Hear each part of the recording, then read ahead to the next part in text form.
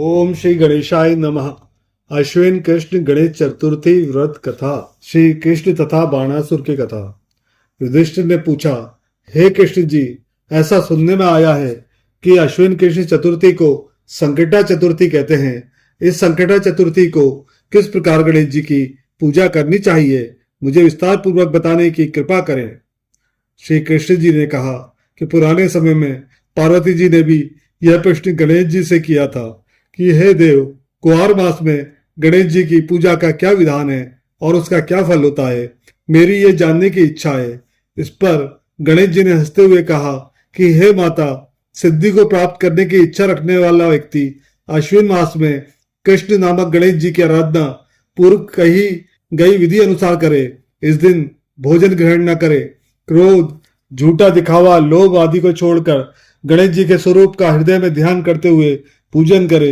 इस दिन हल्दी और धूप का हवन करने से 7 दीपों वाला पृथ्वी का राज्य प्राप्त होता है। पुराने समय की बात है कि बाणासुर की कन्या उषा ने स्वप्न में अनिरुद्ध को देखा।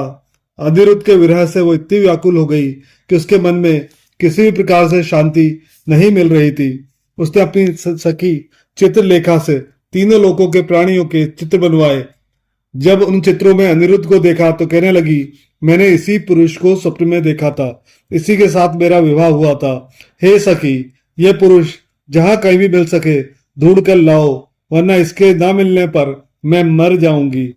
उसकी सखी चित्रलेखा यह सुनकर जगह जगह खोज करती हुई द्वारिका में आ गई।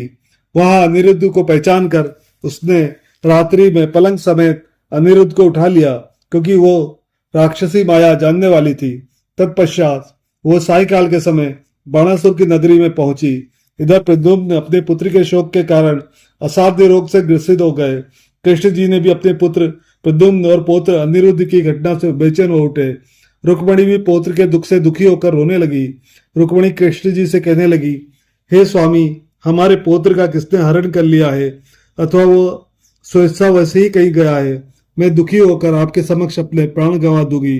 रुक्मणी के ऐसा कहने पर कृष्ण जी यादवों की सभा में गए। वहां उन्होंने परम तेजस्वी ऋषि लोमश को देखा।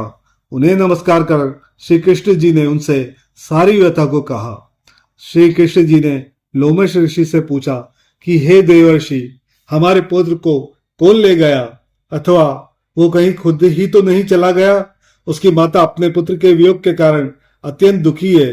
कृष्ण जी से ऐसा सुनकर लोमश ऋषि ने कहा, हे वसुदेव, बाणासुर की कन्या उषा की सखी चित्रलेखा ने आपके पौत्र का हरण किया है और उसको बाणासुर के महल में छिपा रखा है, ऐसा नारद जी ने बताया है। आप अश्विन मास की कृष्ण चतुर्थी संकटा का व्रत कीजिए। इसका व्रत करने से आपका पौत्र अवश्य ही उपस्थित हो जाएगा। श्री कृष्ण जी ने लोमश मुनि द्वारा बताए गए व्रत को किया। हे देवी, इस व्रत के प्रभाव के कारण कृष्ण जी ने बाणासुर को युद्ध में हरा दिया। हालांकि उस घोर युद्ध में मेरे पिता शिव जी ने बाणासुर की बहुत रक्षा की, फिर भी वो विजयी नहीं हो सका। कृष्ण जी ने क्रोधवश उसकी हजारों भुजाओं को काट डाला। श्री गणपति जी को खुश करने हेतु और सारी बाधाओं का निवारण करने के लिए इस व्रत के समान कोई और व्रत नहीं है। श्री कृष्ण जी ने कहा, हे राजन, समस्त कष्टों को नाश करने के लिए इस व्रत को अवश्य करना चाहिए। इस व्रत को करने से आपकी शत्रुओं पर विजय होगी और आप राज्य के अधिकारी होंगे।